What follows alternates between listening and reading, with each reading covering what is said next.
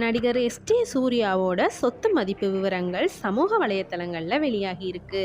தமிழ் சினிமாவில் முக்கிய நடிகரில் ஒருத்தராக இருக்கிறவர் தான் எஸ்டி சூர்யா.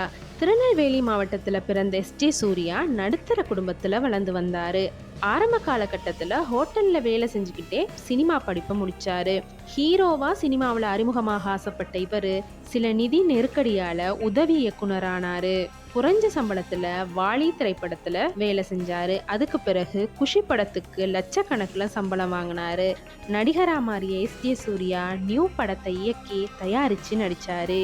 ஹீரோவா நடித்த படங்கள் வெற்றி பெறாத காரணத்தால் சிறப்பு தோற்றத்தில் நடித்து வராரு.